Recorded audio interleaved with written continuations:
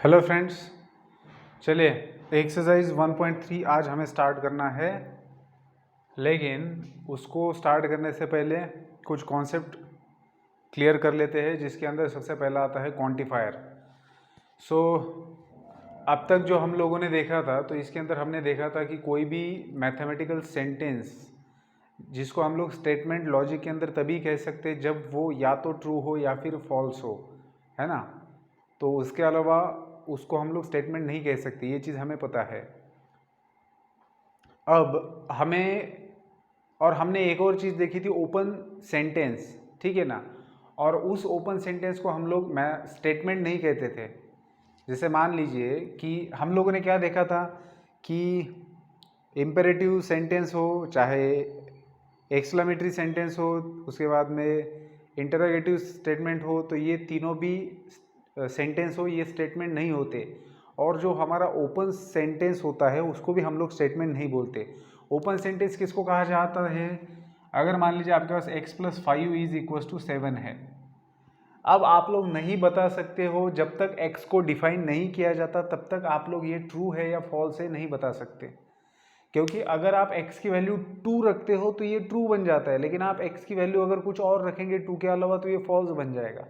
तो जब तक x को डिफाइन नहीं किया जाता तब तक ये सेंटेंस ट्रू भी है और फॉल्स भी है। तो ऐसे सिचुएशन में हम लोग इसको स्टेटमेंट नहीं कह सकते। जब आपके सामने सिर्फ इतना ही सेंटेंस दिया है तो ये स्टेटमेंट नहीं बनता, क्योंकि किसी भी सेंटेंस को स्टेटमेंट बनने के लिए ज़रूरी क्या है कि वो सेंटेंस या तो ट्रू हो या फिर फॉल्स हो। अगर वो दोनों भी संभावनाएं दिखा रहा है तो फिर उसको हम लोग स्टेटमेंट नहीं कह सकते। तो उस हिसाब से ये स्टेटमेंट नहीं है, तो इसको हम लोग क्या कहते थे? इसको हम लोग कहते थे ओपन सेंटेंस। तो बेसिकली ओपन सेंटेंस किसको कहा जाता है? तो ऐसा सेंटेंस जिसके अंदर एक या एक से ज़्यादा वेरिएबल आते हैं, और वेरिएबल से मतलब क्या है कि उसका वैल्यू फिक्स नहीं है। तो क्या ऐसे ओपन सेंटेंसेस को स्टेटमेंट के अंदर कन्वर्ट किया जा सकता है? ये क्वेश्चन है। क्या हम लोग ओपन सेंटेंस को स्टेटमेंट में कन्वर्ट कर सकते हैं? तो आंसर है हाँ, यस, कर सकते हैं। कैसे कर सकते हैं? With the help of quantifiers. With the help of quantifiers. Quantifiers की मदद से हम लोग ओपन सेंटेंस को कन्वर्ट कर सकते हैं स्टेटमेंट के अंदर।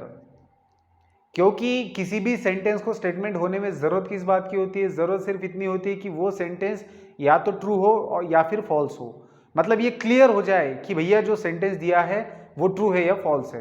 तो क्वांटिफायर क्या करता है? क्वांटिफायर आपके दिए हुए सेंटेंस को या तो ट्रू बनाता है या फिर फॉल्स बनाता है, वो फिक्स कर देता है। वो इसको दोनों तरफ जाने की अनुमति नहीं देता है। जैसे आप क्वांटिफायर लगा देते हो वैसे आपका सेंटेंस, ओपन सेंटेंस, कन्वर्ट हो जाता है स्टेटमेंट में।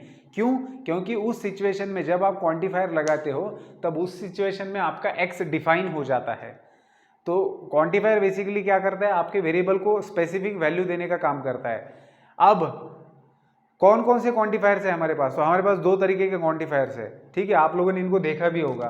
तो एक है क्वांटिफायर हमारे पास जिसको कहा जाता है फॉर ऑल, और इसको डिनोट किया जाता है उल्टा ए को सिर्फ उल्टा करके लिखना है, इन्वर्टेड ए। और दूसरा क्वांटिफायर है हमारे पास देयर एग्जिस्ट सम, और इसको डिनोट किया जाता है उल्टा ई कैसे निकालते हैं हम लोग? ऐसे ही निकालते हैं ना, तो बस इसको घुमा दो, है ना। तो ये जो भी सिंबल बनेगा ये रिप्रेजेंट करता है देयर एग्जिस्ट सम को, ठीक है। तो ये दो क्वांटिफायर्स है आपके पास, एक है फॉर ऑल और दूसरा है देयर एग्जिस्ट। तो इसको कहा जाता है यूनिवर्सल क्वांटिफायर, यूनिवर्सल क्वांटिफायर, और इसको कहा जाता है एग्जिस्टेंशियल क्वांटिफायर, ठीक है। तो एक है आपके पास यूनिवर्सल क्वांटिफायर और दूसरा है एग्जिस्टेंशियल क्वांटिफायर। इसको ऐसे नाम क्यों दिए हैं ये भी मैं आप लोगों को बताऊंगा जब हम लोग इसको डिस्कस करेंगे। तो शुरुआत में तो ये देख लेते हैं कि क्वांटिफायर्स के दो टाइप्स है बेटा, एक है यूनिवर्सल क्वांटिफायर, दूसरा है एग्जिस्टेंशियल क्वांटिफायर। यूनिवर्सल क्वांटिफायर किसको कहा जाता है? जिसका मतलब फॉर ऑल होता है और उसको डिनोट किया जाता है इस सिंबल से। एग्जिस्टेंशियल क्वांटिफायर किसको कहा जाता है बेटा? तो जिसका मतलब देयर एग्जिस्ट सम होता है और जिसको उल्टे ई से डिनोट किया जाता है, ठीक है ना। तो ये तो हो गया इनके मतलब क्या हो रहा है। अब ये एक्चुअल में कैसे यूज़ होता है, ठीक है, इसके बारे में जानते हैं। तो जैसे हमारे पास ये ओपन सेंटेंस है और हमें इसको कन्वर्ट करना है स्टेटमेंट में। इस बात को समझिए, ये ओपन सेंटेंस है और इसको हम लोग स्टेटमेंट में कन्वर्ट करने जा रहे हैं। तो ये बात तो तय है कि आप दोनों में से कोई भी क्वांटिफायर यहाँ पर लगा दो, ये बन जाएगा स्टेटमेंट, चाहे उसका वैल्यू ट्रू आए या फिर फॉल्स आए। जैसे मान लीजिए अगर मैं यहाँ पर लिख देता हूँ, अब इसको मुझे स्टेटमेंट बनाना है, तो कैसे यूज़ किया जाता है क्वांटिफायर का, ये हम लोग देखते हैं। ठीक है, इसको हटाता हूँ मैं, कैसे यूज़ किया जाएगा इसको हम लोग अभी देखेंगे। तो बेटा आपके पास स्टेटमेंट मैंने लिखा था x + 5 = 7। अब इसके आगे मैं लिख देता हूँ x + 5 = 7 फॉर ऑल, क्या लिख रहा हूँ मैं, for all x belonging to natural number n, capital N represent set of natural number. अब मैं इस सेंटेंस के आगे ये क्वांटिफायर लगा रहा हूँ, ठीक है। ये क्वांटिफायर क्या कहता है, ये क्वांटिफायर का मतलब होता है फॉर ऑल। इसका मतलब क्या होता है, फॉर ऑल। तो मैं क्या कहने जा रहा हूँ कि x + 5 = 7 है, लेकिन ये किसके लिए होल्ड होता है, तो सभी x के लिए। और x कहाँ से आ रहा है, सेट ऑफ नेचुरल नंबर से। तो नेचुरल नंबर के अंदर के हर नेचुरल नंबर इस कंडीशन को सेटिस्फाई करता है, ऐसा मेरा कहना है। तो मैंने इस x को डिफाइन किया, पहले हमें पता नहीं था x को क्या लेना है, लेकिन अब मैं कह रहा हूं कि सभी x के लिए ये कंडीशन सेटिस्फाई होती है।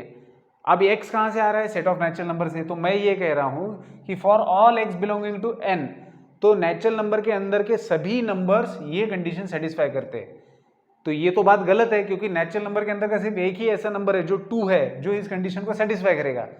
लेकिन बात तो गलत हो गई, तो हमें वही चाहिए ना कि जब आप इस चीज को, इस आपने जब फॉर ऑल वाला क्वांटिफायर यहां पर लगा दिया, तब ये सेंटेंस क्या बन गया, स्टेटमेंट बन गया। क्यों, क्योंकि इस सेंटेंस को आप सीधा सीधा कह सकते हो कि इसका ट्रूथ वैल्यू फॉल्स है।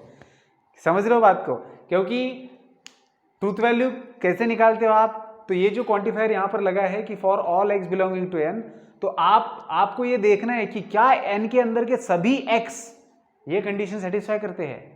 तो नहीं करते, तो फिर ये स्टेटमेंट फॉल्स बन गया।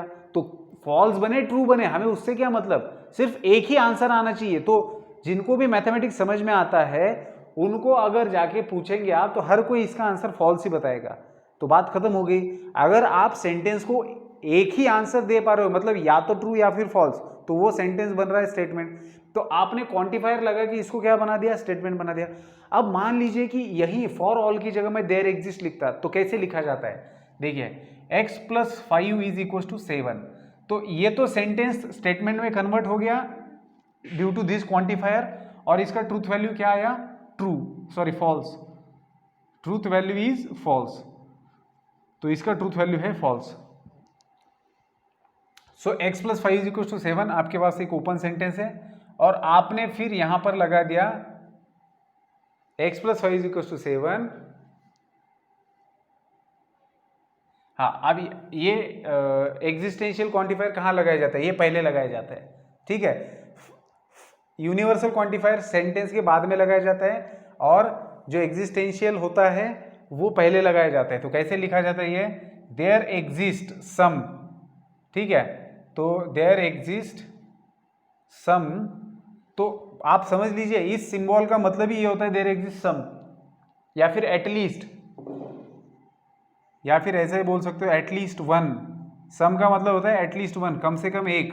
तो आप बोल सकते हो देयर एग्जिस्ट एटलीस्ट वन, जो सिर्फ इस सिंबल से दिखाया जाएगा। मतलब समझ रहे हो ना, देयर एग्जिस्ट एटलीस्ट वन, इतना बड़ा फ्रेज सिर्फ इस सिंबल, ये सिंबल रिप्रेजेंट कर रहा है। तो जब भी ये लिखेंगे आप, तो पढ़ेंगे कैसे इसको, देयर एग्जिस्ट सम बोलो, या फिर बोलो there exist at least one. So आप यहां पर लिखेंगे there exist some x belonging to n such that, ठीक है। तो जब भी आप एग्जिस्टेंशियल क्वांटिफायर यूज करते हो, तो ठीक है, ये जो भी कंडीशन है, जैसे मैं अभी नेचुरल नंबर वाली ले रहा हूं, आप कोई भी ले सकते हो दूसरी, तो उसके बाद में सच दैट आता ही है, ठीक है ना। तो क्योंकि बताना की कोशिश क्या हो रही है कि x अगर ऐसा आता है, आपके पास अगर x ऐसा अवेलेबल है जिसकी बदौलत ये आपको मिलने वाला है, सच दैट x + 5 = 7। तो पहले यूनिवर्सल क्वांटिफायर कैसे लगाया था आपने, सेंटेंस पहले लिखा, बाद में यूनिवर्सल क्वांटिफायर। और एग्जिस्टेंशियल क्वांटिफायर कैसे अप्लाई किया जाता है, पहले शुरुआत में अप्लाई किया जाता है। तो इसका मतलब क्या होता है, देखिए हम लोग लिख रहे हैं there exist some x belonging to n such that x + 5 = 7। अब देखिए ये एग्जिस्टेंशियल क्वांटिफायर यूज करने की वजह से आपका ओपन सेंटेंस बन गया है स्टेटमेंट। कैसे, तो आप शुरुआत में क्या कह रहे हो कि देयर एग्जिस्ट सम x, या फिर बोलो there exist at least one x belong to n set of natural number. मतलब हम ये कहने की कोशिश कर रहे हैं कि आपके सेट ऑफ नेचुरल नंबर के अंदर कम से कम एक x ऐसा है, कम से कम एक नंबर ऐसा है सच दैट कि अगर उस नंबर को यहां पर x की जगह डाल दिया जाए तो वो इस इक्वेशन को सेटिस्फाई करेगा। तो कहने का मतलब समझ रहे हो, देयर एग्जिस्ट सम x या फिर there exist at least one x, इस बात को समझिए। तो ये कहना चाह रहे हैं कि कम से कम एक नंबर आपके पास इस सेट में ऐसा है जो इस इक्वेशन को सेटिस्फाई कर रहा है। अब आप बताइए ये जो कह रहे हैं वो सही है या गलत है। तो अगर आपको इस सेट के अंदर कम से कम एक नंबर ऐसा मिलता है जो इस इक्वेशन को सेटिस्फाई करेगा तो फिर ये बात ट्रू हो गई, फिर ये सेंटेंस ट्रू सेंटेंस। फिर ये देखो इसका तो ट्रूथ वैल्यू ट्रू आ गया, तो अगर इसका ट्रूथ वैल्यू ट्रू आ रहा है तो फिर ये सेंटेंस कन्वर्ट हो गया स्टेटमेंट के अंदर। देखो ऊपर वाले केस में क्या हो रहा था, आप सभी x के लिए कंसिडर कर रहे थे, इसलिए आपको उसका ट्रूथ वैल्यू फॉल्स लेना पड़ेगा। क्यों? क्योंकि आप बोल रहे थे कि सेट ऑफ नेचुरल नंबर के अंदर का कोई भी नंबर एज अ x ले लो और वो इस इक्वेशन को सेटिस्फाई करेगा। ये तो गलत बात होगी। अगर आप सेट ऑफ नेचुरल नंबर से 1000 लेंगे x की वैल्यू तो 1000 + 5 1005 होता है, 7 थोड़ी ना होता है। तो सभी के लिए तो ये गलत हो जाएगा, है ना। तो किसी को ऐसा लग सकता है कि जब यहाँ पर बोला गया for all x belonging to n, लेकिन इसके अंदर अगर हम 2 लेते तो 2 के लिए तो सही हो रहा है। देखो सेंटेंस क्या दिया है इसके ऊपर बहुत इंपॉर्टेंट करता है। बोल क्या रहे हम लोग ये बोल रहे हैं कि सेट ऑफ नेचुरल नंबर के अंदर के सभी x के लिए हम लोग ये कह रहे हैं कि नेचुरल नंबर के अंदर के सभी x के लिए, मतलब सभी नेचुरल नंबर के लिए ये कंडीशन सेटिस्फाई होता है। क्या सभी के लिए होता है ये कंडीशन सेटिस्फाई? ये इक्वेशन सभी लोग कर सकते हैं, इसको सेटिस्फाई नहीं कर सकते, तो फिर ये सेंटेंस झूठ हुआ, इसका ट्रूथ वैल्यू फॉल्स हो रहा है। तो फॉल्स हो ट्रू हो हमें उससे मतलब नहीं है, हम क्या ट्रू स्टेटमेंट के साइड में है और फॉल्स के बाजू में नहीं है, ऐसी बात नहीं, हमें कुछ मतलब नहीं उससे। उसका ट्रूथ वैल्यू जो मर्जी हो जाए, हमें सिर्फ इस बात से मतलब है कि वो या तो ट्रू आ रहा है या फिर फॉल्स आ रहा है। तो जब आप फॉर ऑल यहाँ पर लगा रहे हो तो वो फॉल्स आ रहा है उसका ट्रूथ वैल्यू, तो वो स्टेटमेंट बन रहा है। और जब आप देयर एग्जिस्ट लगा रहे हो तो इसका ट्रूथ वैल्यू ट्रू आ रहा है और वो स्टेटमेंट बन रहा है। और ट्रू कैसे आ रहा है देयर एग्जिस्ट से? क्योंकि देयर एग्जिस्ट के अंदर देखो, जब हम लोग देयर एग्जिस्ट ये क्वांटिफायर यूज करते हैं तब हम लोग ये कहने की कोशिश करते हैं कि हमारे पास कम से कम एक ऐसा एलिमेंट है जो दिए हुए कंडीशन को सेटिस्फाई कर रहा है। और अगर ये सच होता है, मतलब अगर ये ट्रू है, तो फिर देखो ट्रू हो चाहे फॉल्स हो, मतलब ये ऐसा भी हो सकता है कि ये फॉल्स हो जाएगा, तो हमें उससे मतलब नहीं, फॉल्स हो या ट्रू हो वो स्टेटमेंट जरूर बनेगा, ठीक है। तो जब भी आप क्वांटिफायर को अप्लाई करते हो तो तुरंत ओपन सेंटेंस कन्वर्ट हो जाता है स्टेटमेंट के अंदर। बस हाँ, आपको ऐसा क्वेश्चन पूछा जा सकता है कि क्वांटिफायर पहले ही अप्लाई किया हो और आपको पूछा जा सकता है कि इस स्टेटमेंट का ट्रूथ वैल्यू क्या है, तो तब आपको सोच के जवाब देना है, ठीक है ना। तो देखना है आपको कि दिए हुए कंडीशन में फॉर ऑल और देयर एग्जिस्ट वाला मतलब तो आपको समझ में आ गया है तो क्या होता है, ठीक है ना। तो ये यहाँ पर क्वेश्चन दे रखा है। तो मेरी कोशिश यही थी कि आप लोगों को यूनिवर्सल क्वांटिफायर और एक्सिस्टेंशियल क्वांटिफायर के बारे में समझ में आ जाए यहाँ से, ठीक है। तो जब भी किसी ओपन सेंटेंस को आप क्वांटिफायर का यूज़ करके कन्वर्ट करते हो किसी स्टेटमेंट के अंदर, तब उस ओपन सेंटेंस को कहा जाता है क्वांटिफाइड स्टेटमेंट। समझ रहे हो बात को? मतलब पहले आपका सेंटेंस था ओपन और आपने अब उसको कन्वर्ट किया क्वांटिफायर का यूज़ करके स्टेटमेंट में, तो उसको कहा जाता है क्वांटिफाइड स्टेटमेंट, ठीक है। तो ओपन सेंटेंस जब भी स्टेटमेंट बनता है with the help of quantifier तो उसको कहा जाता है क्वांटिफाइड स्टेटमेंट। और आपके पास दो टाइप के क्वांटिफायर है, एक है यूनिवर्सल, दूसरा है एग्जिस्टेंशियल। उसका मतलब क्या होता है? यूनिवर्सल का मतलब होता है फॉर ऑल, एग्जिस्टेंशियल का मतलब होता है देयर एग्जिस्ट सम और देयर एग्जिस्ट एटलीस्ट वन, ठीक है। और किस तरीके से ओपन सेंटेंस को कन्वर्ट किया जा सकता है स्टेटमेंट के अंदर, ये मैंने आप लोग को बता दिया है। तो अब हम लोग डायरेक्टली जा सकते हैं एक्सरसाइज 1.3 के अंदर के क्वेश्चन नंबर 1 की तरफ। तो क्वेश्चन नंबर 1 के अंदर 6 स्टेटमेंट दे रखे हैं ऑलरेडी, जिनको ये सारे के सारे क्वांटिफाइड स्टेटमेंट है, क्योंकि ये ओपन सेंटेंसेस थे। अगर आप देखेंगे यहाँ पर these are all open sentence. Open sentence का मतलब क्या होता है? ऐसा सेंटेंस जिसके अंदर एक या एक से ज़्यादा वेरिएबल आ रहे हैं और उनको डिफाइन नहीं किया गया है, तो ऐसे सेंटेंस को हम ओपन सेंटेंस कहते हैं। तो ये सारे ओपन सेंटेंसेस है और इनको क्वांटिफायर लगा के क्वांटिफाइड स्टेटमेंट बना दिया गया है। तो आपको क्या करना है बेटा, ए एक सेट दिया हुआ है आपके पास, जैसे मैंने यहाँ पर n सेट के लिए देखा था ना, वैसे आपको एक सेट दिया है ए और आपको ये कहा है कि determine the truth value of each of the following. तो नीचे दिए गए हर क्वांटिफाइड स्टेटमेंट का आपको ट्रूथ वैल्यू बताना है कि दिया गया क्वांटिफाइड स्टेटमेंट ट्रू है या फॉल्स है। तो हम लोग अभी चेक करेंगे उसको, ठीक है। तो चलिए सबसे पहला वाला देखते हैं।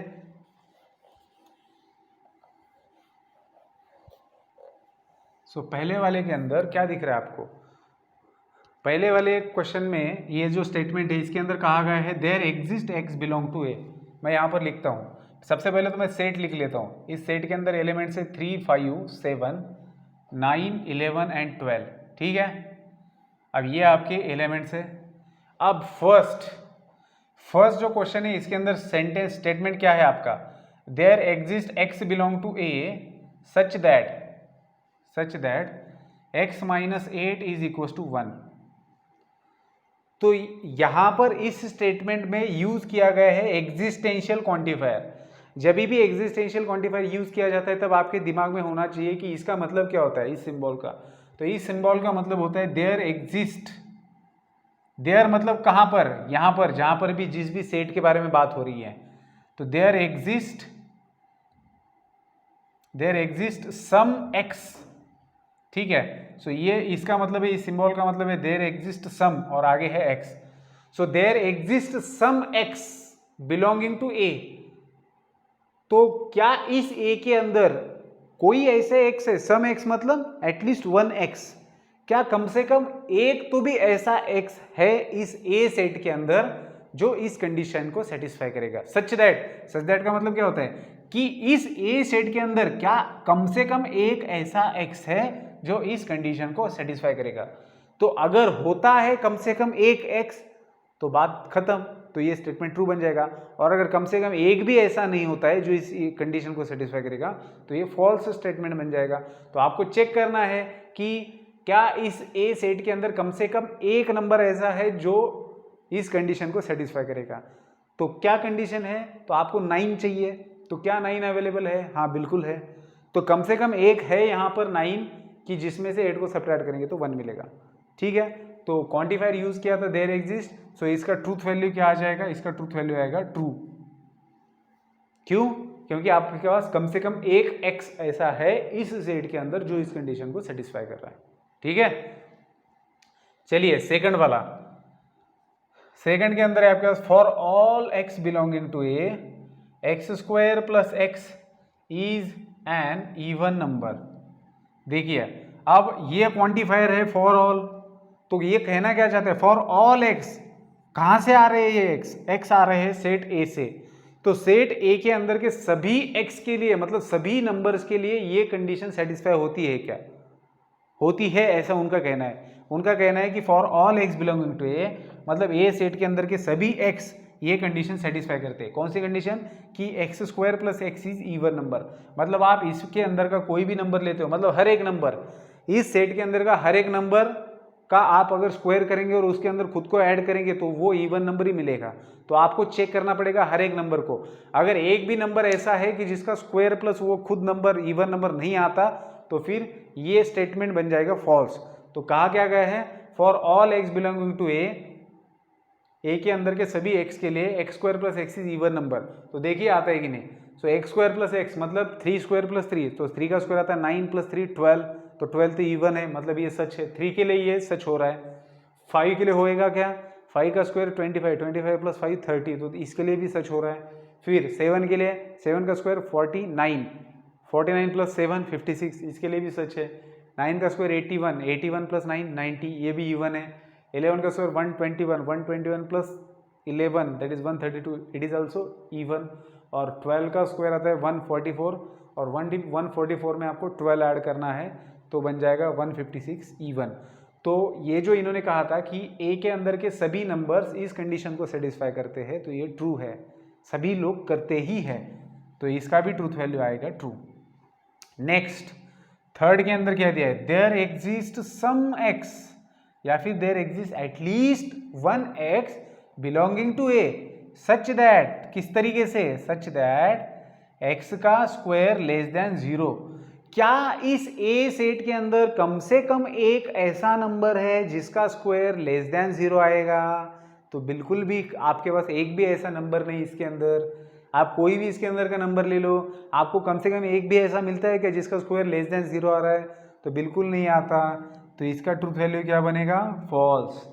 तो ये जो ओपन सेंटेंस है इस क्वांटिफायर से ये फॉल्स वैल्यू दे रहा है। ठीक है, आगे बढ़ेंगे, फोर्थ वाला, there exist x belonging to a, there exist x belonging to a such that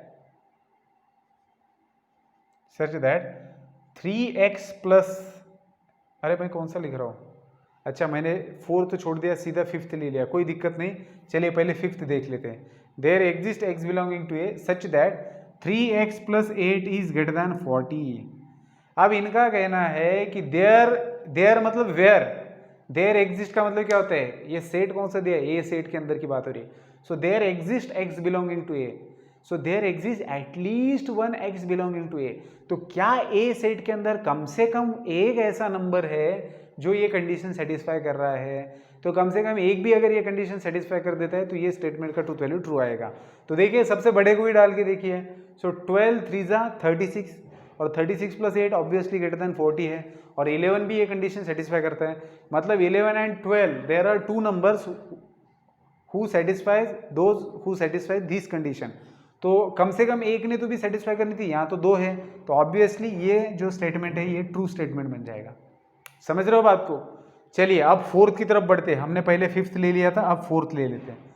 so fourth के अंदर दिया है for all x belonging to A के अंदर के सभी एक्स, क्या ये कंडीशन सेटिस्फाई करते हैं? कौन सी? X is an even number, x जो है वो इवन नंबर है।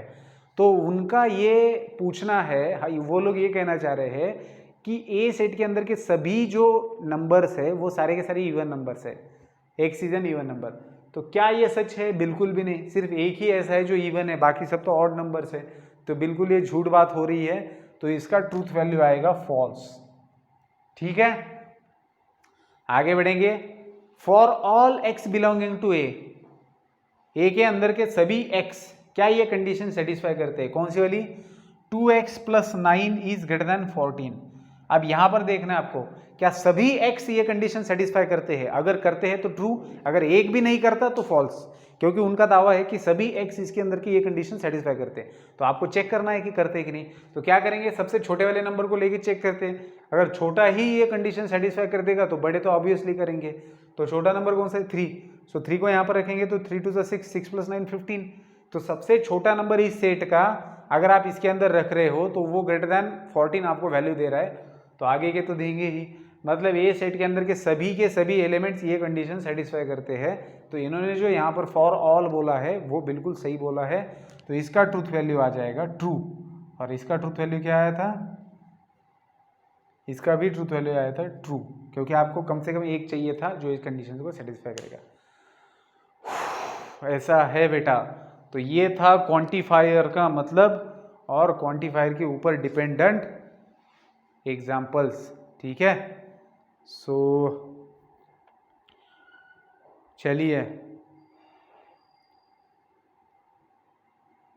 चलिए दोस्तों आगे बढ़ते हैं। कॉन्सेप्ट देखेंगे dual.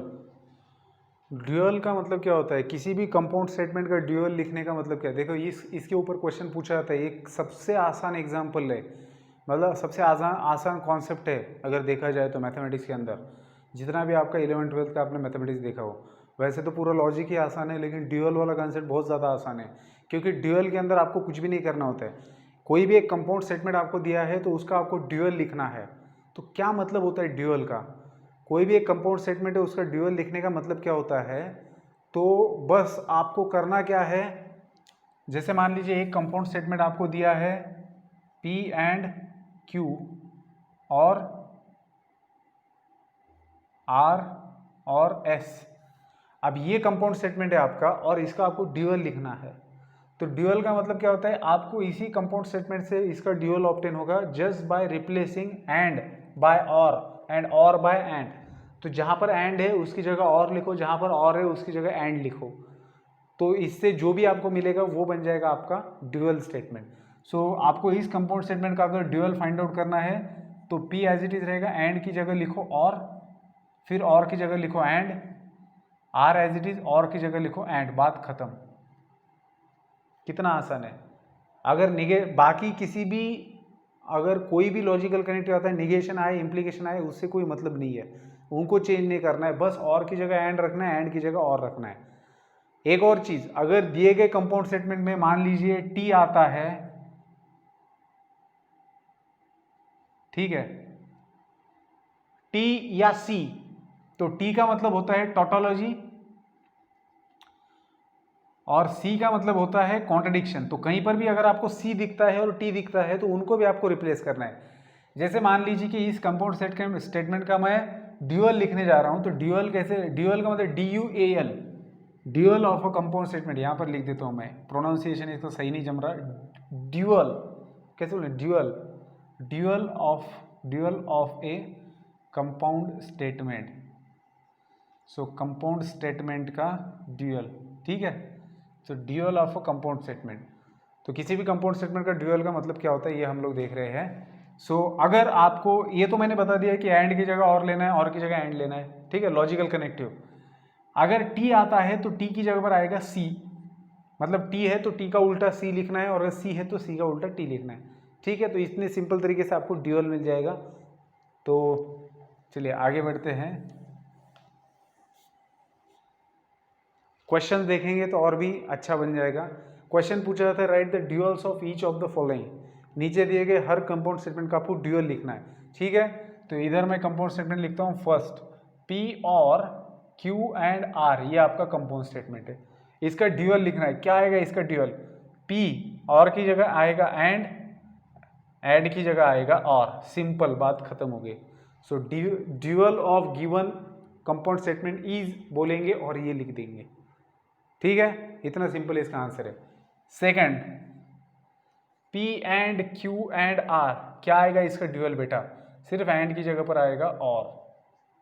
Next third, P or Q and R और S, तो क्या करना है आपको, P और की जगह आएगा एंड, Q एंड की जगह आएगा or, R is as it is, or की जगह आएगा एंड, S, समझ रहे हो। सिर्फ और जहां पर है वहां पर एंड रखना है, जहां एंड है वहां आर रखना है, सॉरी और रखना है। Fourth, P and negation of Q। अब बहुत बच्चे फ्लो में क्या करते थे, निगेशन को हटा देते हैं, ठीक है ना। तो निगेशन को हटाना नहीं है। जब आप लोग इस कंपाउंड स्टेटमेंट का ड्यूअल लिख रहे हो तो P as it is, and की जगह और लिखो और निगेशन ऑफ Q को एज इट इज रहने दो।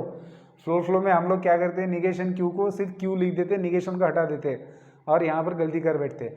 सो जब भी ड्यूअल लिखा जाता है तब आपको निगेशन को हटाना नहीं है, इस बात को ध्यान में रखेंगे। फिफ्थ वन के अंदर दिया क्या है, negation of P or Q and negation of R and S। तो इसका ड्यूअल लिखना है आपको, तो negation of P as it is रहेगा, और की जगह आएगा एंड, Q एंड की जगह आएगा or, negation of R as it is, and की जगह आएगा और S, ठीक है। सिक्स्थ वन है negation P and negation Q and P or Q and negation R, ठीक है। अब आपको क्या करना है, इसका ड्यूअल लिखना है। कैसे लिखेंगे dual, negation P as it is आएगा, एंड की जगह आएगा और, फिर negation Q as it is, and की जगह आएगा और, P और की जगह आएगा एंड, Q यहाँ पर एंड की जगह आएगा or, negation as it is, ठीक है। तो ये है सिक्स्थ वन। फिर इसके बाद में सेवंथ के अंदर कंपाउंड स्टेटमेंट कैसा है आपका, कंपाउंड स्टेटमेंट है negation of P or Q, ठीक है, एंड P और negation Q and negation S, ठीक है। अब आपको इसको ड्यूअल लिखना है। कैसे लिखेंगे, निगेशन को हाथ नहीं लगाना, as it is, P as it is, or की जगह आएगा एंड, Q, फिर ये एंड एज इट इज और आएगा, P और की जगह आएगा and, negation Q as it is, and की जगह पर आएगा ये और की जगह एंड की जगह आएगा or negation as it is. ठीक है, तो 7th। अब 8th वाला, 8th वन देखिए, 8th वन में क्या दिया है, P एंड Q और R। जब भी C आएगा और डिवल लिखने के लिए बोला है तो C का मतलब है कॉन्ट्रडिक्शन, तो C की जगह रिप्लेसमेंट आएगा T का, तो C की जगह T आएगा, और की जगह एंड आएगा, P की जगह P आएगा, एंड की जगह आएगा और, Q as it is, or की जगह आएगा एंड R। ठीक है, तो इस बात को ध्यान में रखेंगे, C की जगह पर T आता है जब आप डिवल लिखते हो दिए हुए कंपाउंड स्टेटमेंट का। तो ये था 8th वन। अब 9th वन, ठीक है, 9th negation P or Q and R and T। आपको इसका क्या लिखना है बेटा, इसका आपको लिखना है ड्यूअल। तो कैसे लिखा जाएगा dual, negation P as it is, or की जगह आएगा एंड, Q एंड की जगह आएगा और, R एंड की जगह आएगा और T की जगह आएगा C। ठीक है, और लास्ट है आपका 10th, that is P or Q और C। तो इसको आपको ड्यूअल लिखना है इसका, तो कैसे लिखेंगे, P और की जगह आएगा एंड, Q और की जगह आएगा एंड, और C की जगह पर आएगा T। ठीक है, तो इस तरीके से ड्यूअल वाला कॉन्सेप्ट हम लोगों ने ख़त्म किया है। तो क्वांटिफायर एंड ड्यूअल, ये दोनों कॉन्सेप्ट इस वीडियो में आपको देखने को मिलेंगे। यहाँ से आगे मैं वीडियो ज़्यादा लेंथ वाले नहीं बनाऊँगा, आधा मतलब एक एक कॉन्सेप्ट के ऊपर वीडियो बनाने की कोशिश करूँगा, क्योंकि एक कॉन्सेप्ट के ऊपर भी वीडियो, अगर कॉन्सेप्ट और उसके ऊपर डिपेंडेंट एक्सरसाइज के अंदर का एग्जाम्पल, तो ये भी देखा जाए तो तकरीबन आधे घंटे के आसपास वीडियो बन जाता है, तो मुझे लगता है कि उतना सफिशिएंट है। ठीक है, तो फिर दूसरा वीडियो जो आएगा वो नेक्स्ट कॉन्सेप्ट के ऊपर और एक्सरसाइज के अंदर का नेक्स्ट क्वेश्चन रहेगा, तो मतलब वो सही भी रहेगा, क्योंकि बहुत बार ऐसे होता है कि आपको कॉन्सेप्ट देखना होता है, एग्जाम्पल एक देख लिया बस हो गया। मतलब मुझे लगता है कि 30 मिनट्स के लेंथ वाला वीडियो सही रहेगा, तो एक कॉन्सेप्ट और उसके ऊपर डिपेंडेंट एग्जाम्पल। अगर मान लीजिए बहुत ही छोटा कॉन्सेप्ट है, 10-12 मिनट में वीडियो बन रहा है, तो मैं फिर उसको एक्सटेंड करूँगा, एक और कॉन्सेप्ट उसके अंदर ऐड करूँगा। ठीक है, तो आगे मिलेंगे हम लोग निगेशन ऑफ कंपाउंड स्टेटमेंट। अब जो आगे कॉन्सेप्ट आने वाला है, इस कॉन्सेप्ट को बताने के लिए मुझे काफ़ी ज़्यादा लेंथ लगेगा, तो हो सकता है कि नेक्स्ट वीडियो जो बनेगा वो थोड़ा लेंथी बनेगा, एक ही कॉन्सेप्ट के ऊपर डिपेंड रहेगा।